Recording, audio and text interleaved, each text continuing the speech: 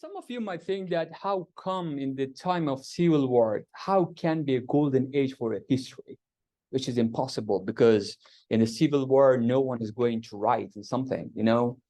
And that is why I keep saying that this was a golden age for the historiography of the country, for subaltern history of the country. So it allowed, there was no censorship by the government.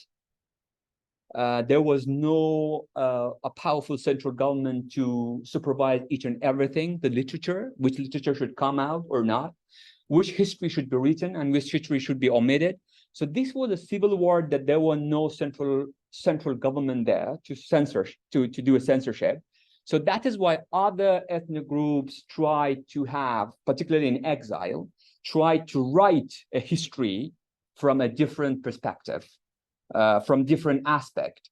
So that is why they try to say that, okay, Afghanistan culture is not that one. We do have different cultures also. Afghanistan is a mosaic of different ethnic groups. It's not a particular ethnic groups and all sort of things. So you can see in this period, there are a lot of history came up. And of course, there's some doubt, there's some critique about the way that they have done their, research. That is a different issue that we can discuss. But in general, there are a lot of, history came up, books from marginalized community in the country. So that is why we do have, and also some of the books in the past, prior 1979, which was censored, which was there in the shelf, did not able to come to the market. So these books also came up, republished, and with a new design, with a new kind of looking, and each and everything. So that is why I keep saying that this was an area of the golden age for the historiography of the country. Post-2001 until now, post-2001, sometimes, or some scholar, particularly Amin Tarzi, says that from 2001, we started having a maturity in the history of Afghanistan. What does it mean by maturity? Maturity means that when you're writing the national history of the country, everyone, that should be non-discriminatory. That should be unbiased kind of history. Everyone should be included and should see themselves in the mirror of the history of a national history of the country. So that's why Amin Tarji says that probably a maturity emerged in the historiography of the country of Afghanistan, because in the constitution and democratic regime post-2001, so they kept saying that the history of Afghanistan, particularly the history which is going to be taught in the primary education and higher education, the classroom of the university or the schools, they should be plural. Other ethnic groups should be included in it. There should be a pride for each and every Afghan. What does it mean by pride for each and every Afghan? It means that every Afghan should see themselves in the history of Afghanistan. And also the last point is like the history should be, should bold the role of Islam and something else. So that is why that is my categorization. And nobody knows that from 2021, I'm sorry, from 2021 afterward, when the Taliban took over, there is a lot of discussions going on that probably we might return to the prior 1979 kind of, mainstream narration of the history, and which is going on right now. The curriculum that the Taliban is working on, particularly for primary education as well as for higher education, they want to give a different understanding from the history. Who knows that they want to bring back that mega narration of the history of Afghanistan, which was the mainstream of the, again, subaltern history. Will it remain subaltern or something like that? And when I'm talking about subaltern history of the country, I try to or when I talk about the state-nation building failure in the country, there are two approaches that we can use from in order to study this state-nation building failure in the country. And also it allows us to talk about ethnicization of the politics, identity politics. It will allow to discuss that one, to bring the role of identity politics, to bring the role of ethnic politics in the country, which was the main reason, according to me, one of the reason or the main reason behind the nation-state building in the country. So what is that two approach? The first one is war-centric approach. And the second one is state-centric approach. What does it mean, war-centric approach and state-centric approach? The war-centric approach is the mainstream, again, like which I mentioned to you about the historiography. This war-centric approach is the mainstream understanding from the state-nation failure or state-nation building. They're saying that prior to 1979, everything was perfect. There was no problem. There was unity in the country. There was stability in the country. And the people were living together peacefully. And the state and nation building project was going on in a perfect way. So this is the mainstream narration from the nation state building. Why I'm trying to say the mainstream, because that is the narration by the dominant ethnic group in the country who just had the power, who had that resources and everything. So they are saying that the culprit for a nation state building failure was 1979 and the civil war in the country. And other ethnic groups came, tried to initiate the war and tried to say their rights and demanded their own rights and wanted to be part of the power sharing agreement in the country. So they are saying that the civil war, the main culprit behind the state nation building failure. But there's another approach which my discussion will be built on it, is a state-centric approach. What does it mean by state-centric approach?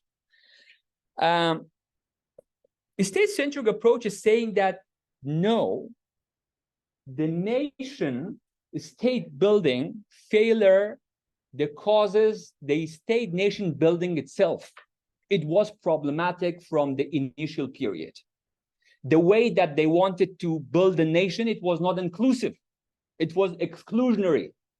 So that is why it failed. It got failed. I mean that they were not able to make a nation since it was exclusionary. Some ethnic groups in the country were not seeing themselves in that nation building project. In the state building also, people are saying that the moment the state emerged in the country, particularly that Aryan also mentioned about, like from the time 1880 when Abdurrahman came to power, he started centralization of the power, which is very much important. That centralization of the power, so that is the time that a particular person, which I call ruling elite, which were coming from a particular ethnic groups, they wanted to dominate the power, centralize the power in their hand, and exclude others. And that centralized state tried to have a discriminatory policy toward others. That is another issue, which brought, according to me, identity politics into the politics of Afghanistan and ethnicization of the politics in the country. So according to today's talk that I am concentrating on it is state itself, state nation building project itself was problematic, was the main reason behind nation state failure in the country. So according to me, or someone who are just thinking like me. You can share your co-host. Okay, am I co-host right now? Okay, great.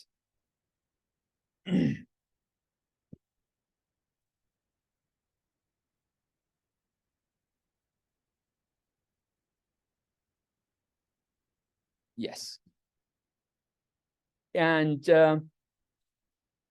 let us talk about in this slide. Let us talk about when we talk about ethnicization of the politics, identity politics, ethnic politics, ethnicization of the politics.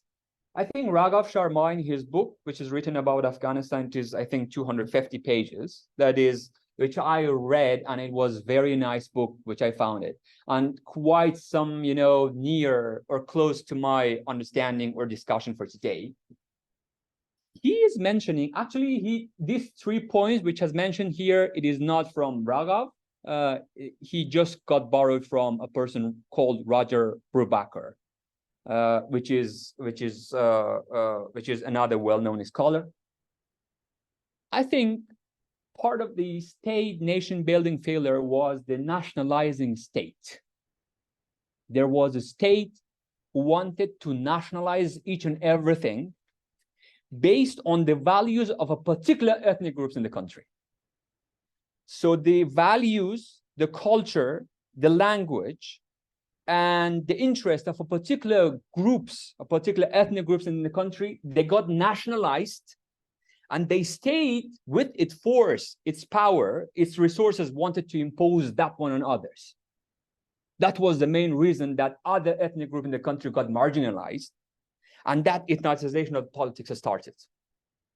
So the moment we say ethnocentric ruling elites, it means that you want to hijack the state and use each and every resources of the state for your own benefit, for the benefit of your own particular ethnic group. So the nationalizing state was the main reason behind that nation-state building failure. So that is why it caused the national minorities to come up. As you all mentioned, that Afghanistan is a mosaic of ethnic groups. There's no majority in the country.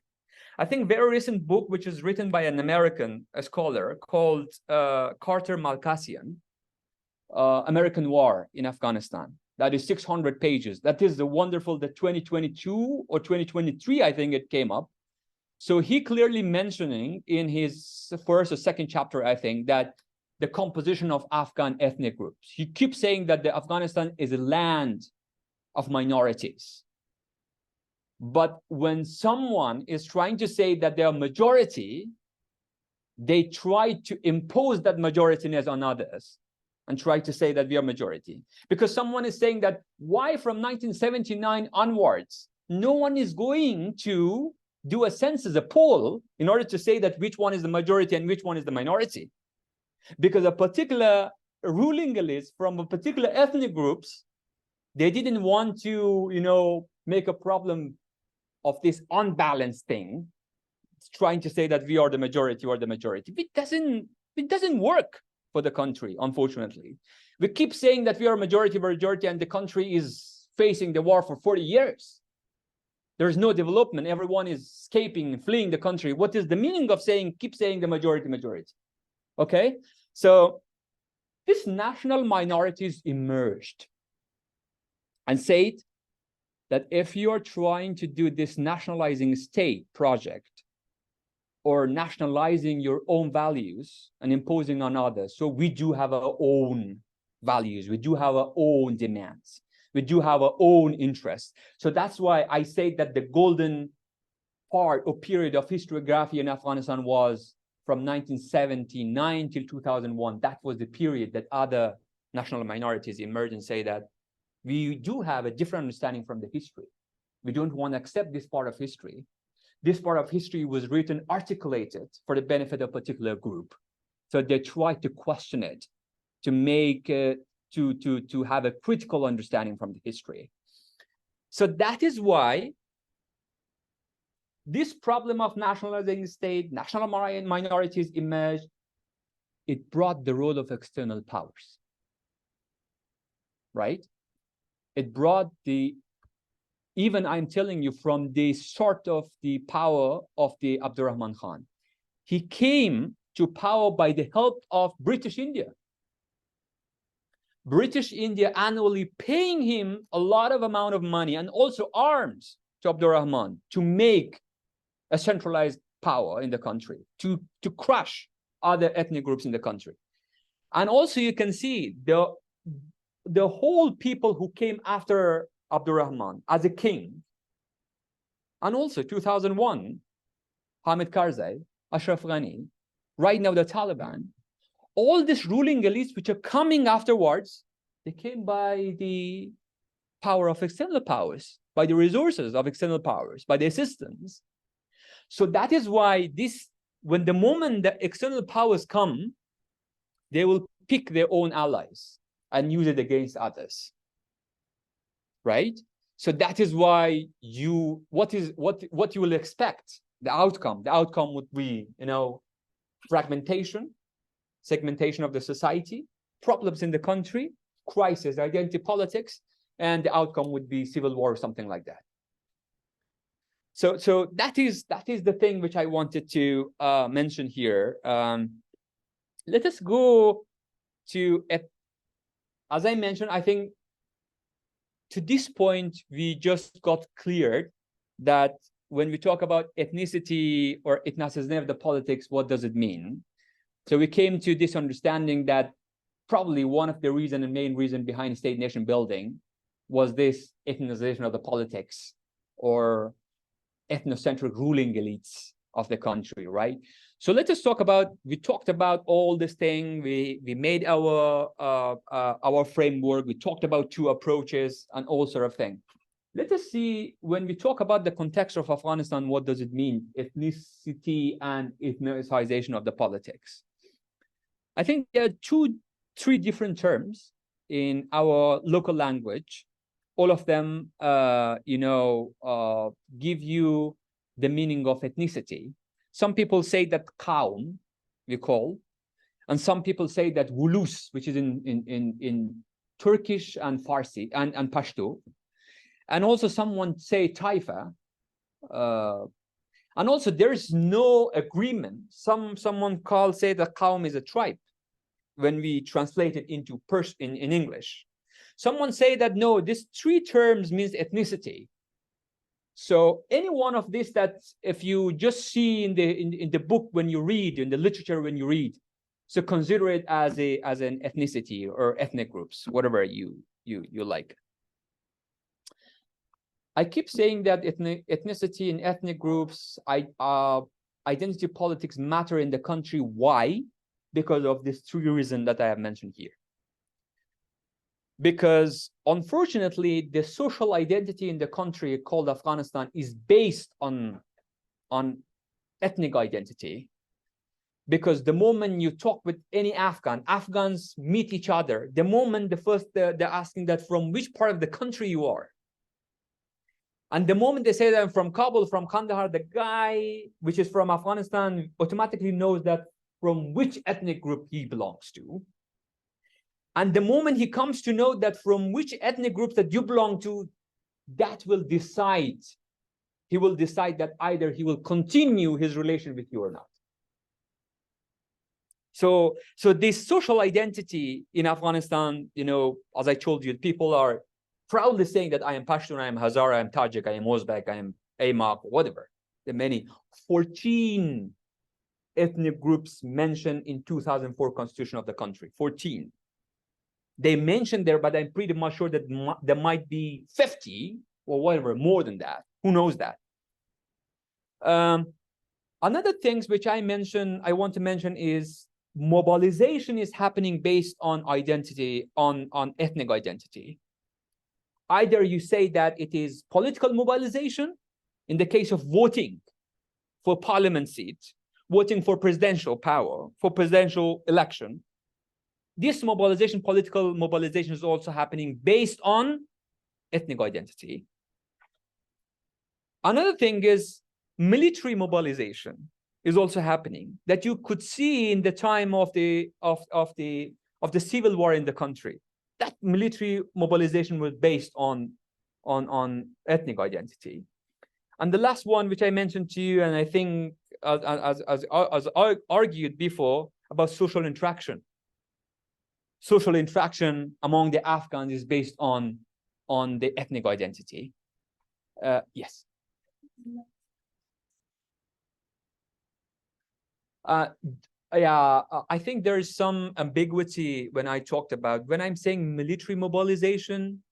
Don't think in the way that, for example, there is a war between two countries and you mobilize your military against other country. No, I'm not saying in that way. I'm saying that when there was a civil war in the country, when there was a war among different ethnic groups in the country, when someone wanted to have more military in their ranks, they were using the identity called the ethnic identity in order to get the people into their camp. So that was my idea in wanted to share with you. Okay, I think this is very much, yeah, I was talking with Professor Aryan when I was coming. I saying that the problem with teaching history is that you have to deal with different period of the time, then say different times the name of a particular person, which is sometimes boring, but there is no way to do. That is the only way that we have to go forward. Again, why I have mentioned that 1747 to 1880 and 1880 to 1979, these two periods, why I have chosen. I think 1747, which Afghanistan was established by Abdali, Ahmad Shah, till 1880, according to me, there were no identity politics were going on. There were no ethnic the politics were going on, because there was indirect rule were happening in the country.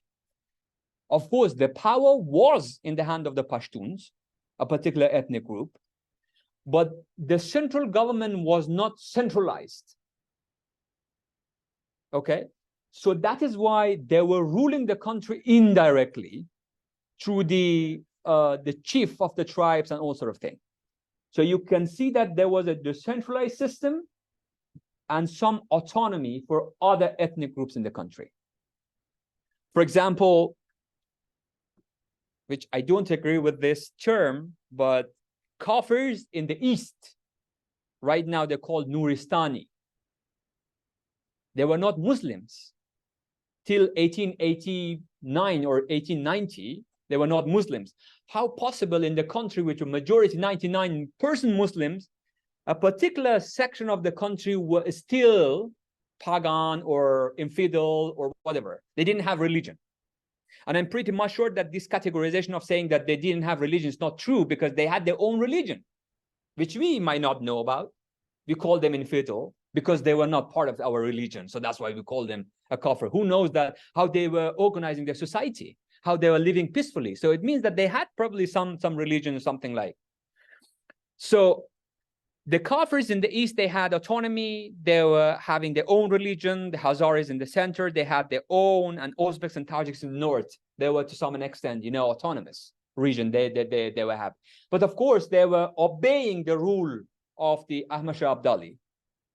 Okay? So to some extent, in the modern term, there was a federalism in the country in that time. But unfortunately, right now, when you say something about federalism, everyone will stand against you. What the hell are you calling about federalism? Federalism means disintegration of the country. Come on. For 100 years almost, you had federalism in the country and it was stable. So right now you're saying that then there should not be federalism in the country. So, and you're afraid of it. Yeah, as I mentioned, during Abdurrahman Khan, we had several kingdoms. Yes. Hazarajat, Turkestan, and kingdoms of Perak, Kandahar, and Kabul, they were different, as federalism turned today. Yeah, that's a good point. But still, that kind of modern term for federalism, or I can say the indirect rule, it doesn't mean that the people were not happy about their ruler, were not helping the ruler. You know that many times Abdali, invaded, plundered India. You're thinking that all the soldiers were coming from a particular ethnic group? No, everyone were going and helping him. The book East Before West. Have you? No. Yeah. It's a book East Before West.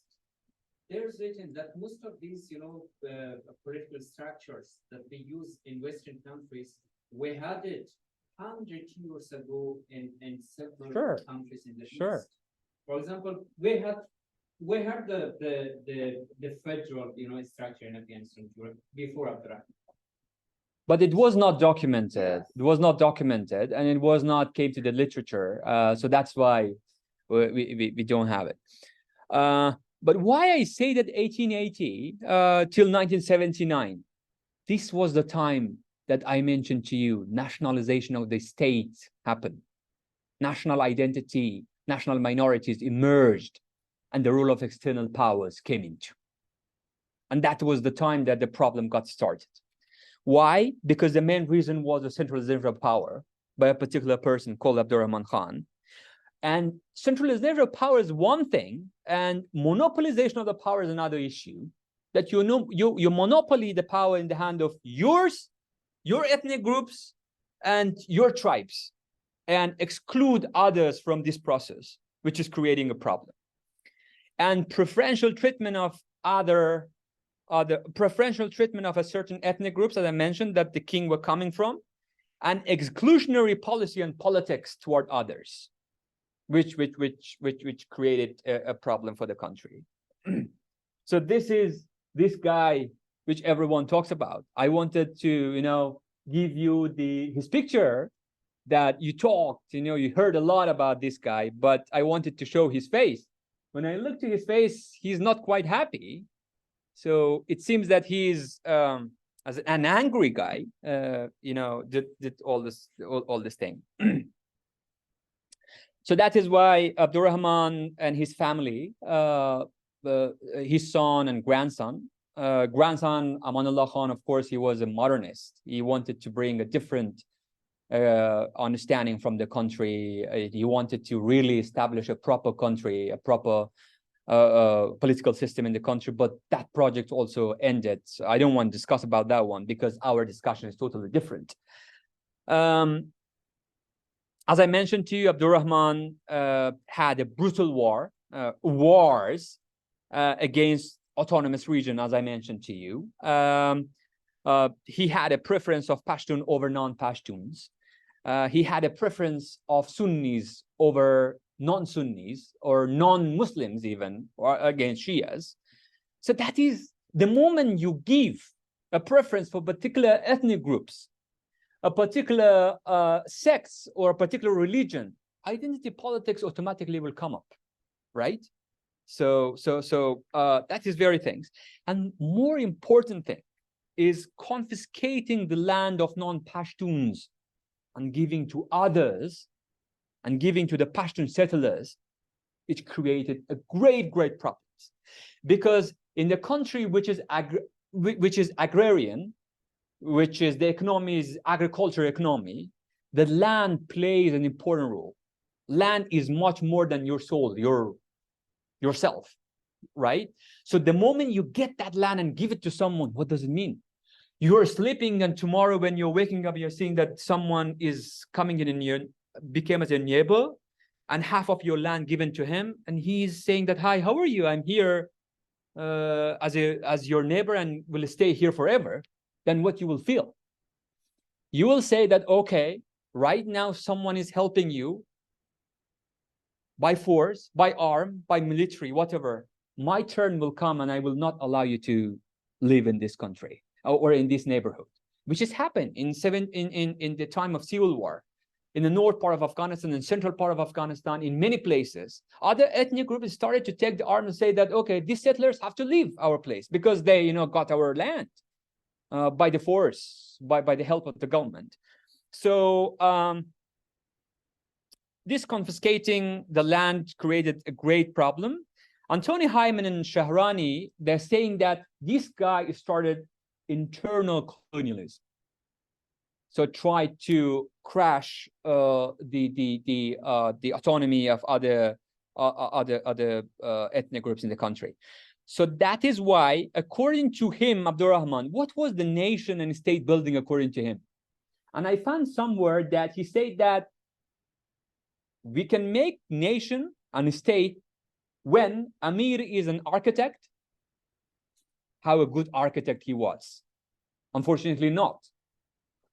And army as a mason, and the people as a worker. Then we will make a nation, we'll make a state, which according to me, it doesn't work in this way. And Musavi and Shahrani is saying that Abdurrahman sowed the seeds of social fragmentation along ethnic lines. I think from 1880, these seeds were sown, and we are experiencing the negative outcome of that seeds till now. And I think if we don't come with a social contract, I will mention in the end, we will not come to a conclusion, a proper outcome, unfortunately, not in a near future. And this thing will continue. So in the time of his son, Habibullah Khan, I think another problem for ethnicity of the politics was nationalism, which was imposed by a particular ethnic groups. And I think the ideologue, the first person behind this Afghan nationalism, was a person called Mahmoud Tarzi. There were three elements of that nationalism, which I think that was not a nationalism, that was not a nation building. It was quite ethnocentric kind of nation building. Why? Because he said religion, state, and nation is part of nationalism. When he said about religion, religion is Sunni Islam. What about Shias? What about non-Muslims? It is not part of your nation. It is exclusionary. And when he said about state, it should be centralized in the hand of a particular ethnic group, and it should be monarchical. Which doesn't work again. And the last one was a nation itself. When you say about nation, it should be an Afghan nation. Afghan nation, go and Google it and read the literature and each and every one. Afghan equal to Pashtun. Right? And each and every ethnic groups right now in the historiography, which I said to you, which came up in 1979 to 2001, they said that Afghan nationalism, this Afghan as a nation, we don't agree with it, because it is, you know, it is saying, it is bolding a particular ethnic group in the country called Pashtuns. So, which I brought here another term, another phrase, Afghan nationalism, promote Pashtun culture and tradition as ethnoculture core. It's not my term, it's not my phrase. Gregorian wrote a book in 1967, in page 347, he mentioning that one, that through this project of nationalism, Afghan nationalism, what was the real intention behind this nationalism, which unfortunately didn't work till now. The guy, after the Abdurrahman Khan, the Musahiban family came, which Nadir Shah, and then his two brothers as prime minister, then after Zahir Khan, for 40 years, they ruled the country, and more than that. 1929 till 1978. Again, Nadir Khan, he himself was a chauvinist. He was a chauvinist. And he started first, for example, I'm telling you, he started belittling Habibullah Kalakani, who was a Tajik who ruled the country for 9 months. But all the Pashtuns started. I'm not saying that Habibullah Khan, he himself had a problem. He didn't have any vision for the country. But okay, there is someone from other ethnic group came and took the power, like the Pashtuns did in the past. So the Pashtuns started to mobilize, as I mentioned to you. Mobilization, military mobilization was happened based on ethnic identity, because the Pashtuns started to mobilize politically and militarily against this Habibullah Kalakani, and this Nadir Khan tried to belittle him based on this ethnic identity, saying that he was a robber, he was a bandit, and he was a plunderer. But of course, we had a lot of, you know, this robber, bandit, and plunderer before, but nobody is saying that they were plunderer. Even Nadir's troops plundering was much more than. That's right. That's right. That's right. That's why I'm saying that we have to know the history differently. There should be a different narration. And he started politicization of the Pashtun and non-Pashtun relations. The thing is that the last point, another point, he started to exclude a particular Eastern Pashtun tribes from a taxation and the conscription. So that is, you know, get my money and spend on someone else, and they are roaming around and happy and doing everything. Since they are doing that one because they are from a particular ethnic groups, it doesn't work. And he started to, in his time, the Pashto Academy, started. And another thing was the Kabul Literary Society. These two associations emerged in order to engineer something in the history, in the higher education as well as the primary education. They wanted to teach a particular narrative of the history to the boys and girls in school and the boys and girls in the classroom of the universities. So you can see that Prime Minister Hashim Khan, his brother, Nader Khan brother and uncle to Zahir Shah, he followed a national ideology. What is that national ideology? Which some people might say that national nation building. That is a common history. So that's why I say to you that this thing, this Anjuman Adami, Kabul Literary Society, and later on the history, the Association of the History of Afghanistan, it came up to make this national ideology, to put in practice this national ideology, to make a common history, to make a common religion, to make a common language, and to make a common race as Aryan. They keep saying that all Afghans are Aryan, which is not. The Uzbeks, they are Hazaras, they are not Aryans. They have to leave the country. They are not seeing themselves as part of this nation building and state building. Then that nation building and state building doesn't work if you think based on that ethnocentric kind of views. So that is why part of this national ideology was making Pashto as official language, which they did. And they have made Association of the History of Afghanistan in 1942 in order to, you know, implement that national ideology. I don't know how much time we do have, or it's going to be ended soon. 10 minutes. Okay, 10 minutes. Okay.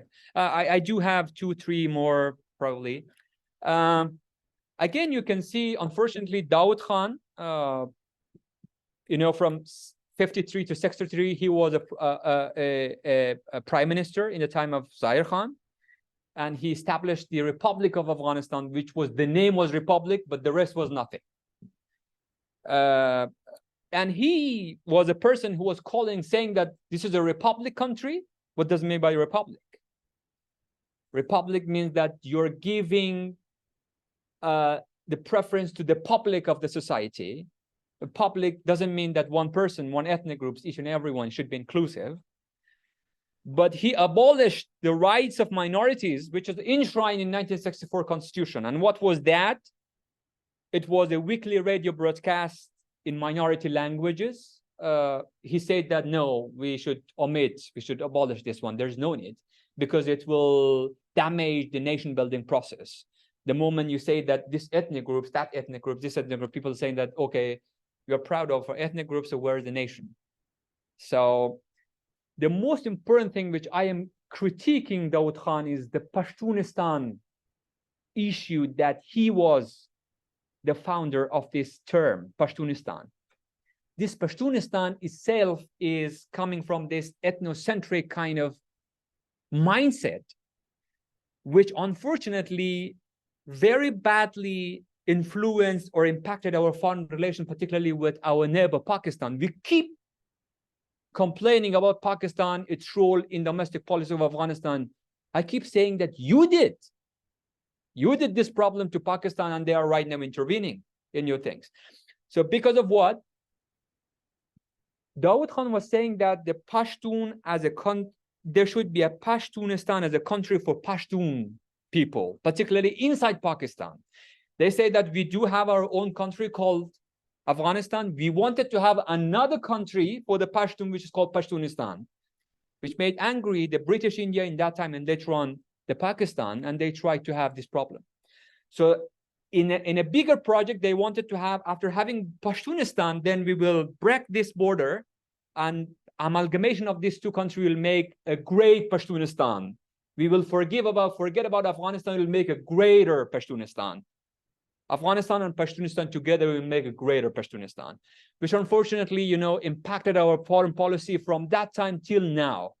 And who would just sacrifice? The common people of the country of Afghanistan. So in the time of communist regime, this ethnicization of the politics continued, because that communist regime started to recognize different nationalities of the country, giving voice to them in a national radio and television, and allowing organizations based on ethnicity. We did have organization for the Hazara people, organization for the Tajik people, Nuristanis, and many, many.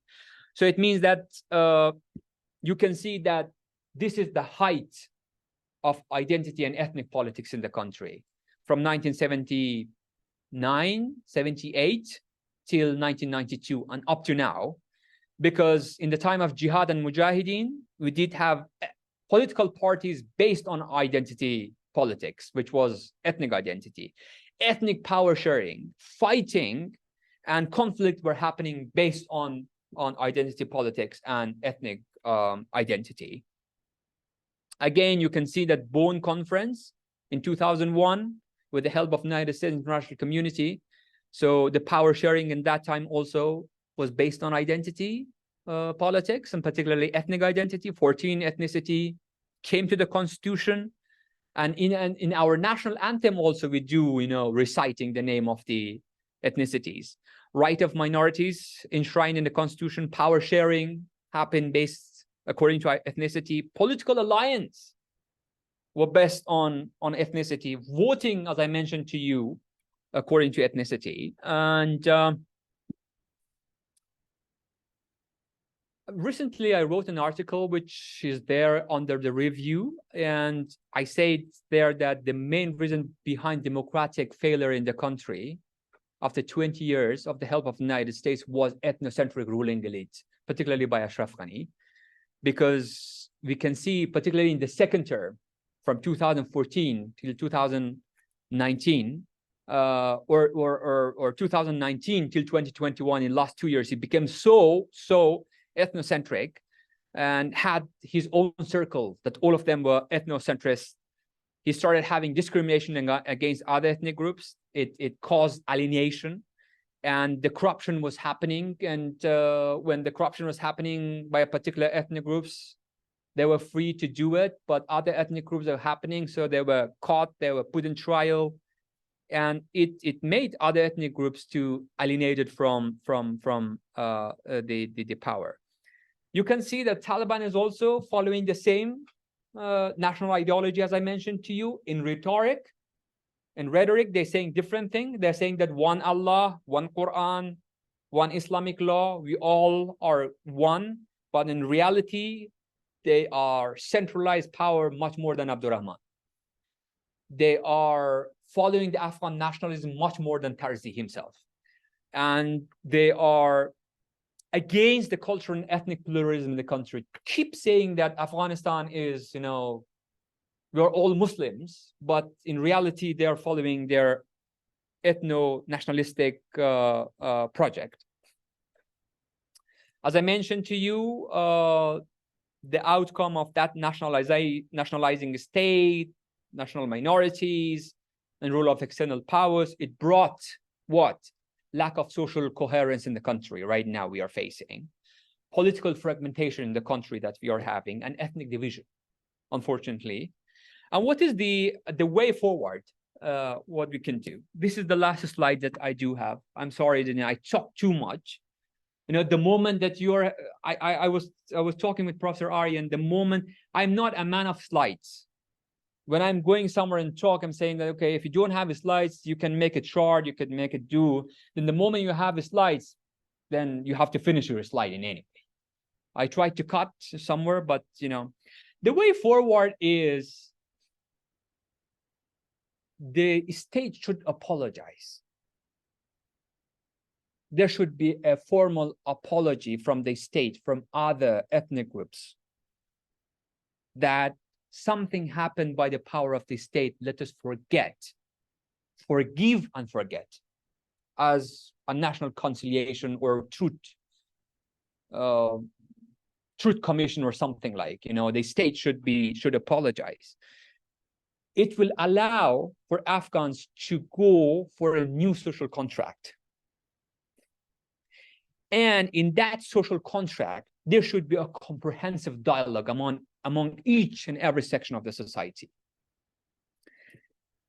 And in that comprehensive dialogue, nothing should be a taboo. Everything should be discussed in order to come to a conclusion and consensus. It can be the name of the country. Because right now people are saying we don't accept the name of the country like Afghanistan because it is again, giving the importance to a particular ethnic groups. They should come and discuss the national identity itself. Some people might not say that I don't want to be called as an Afghan. Let us them to talk and, you know, come with a new term.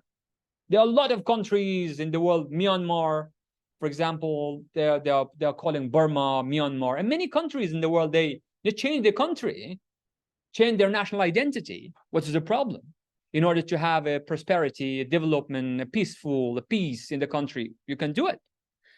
And this national ideology, you know, they can come to a different national ideology, totally different that which I explained to you.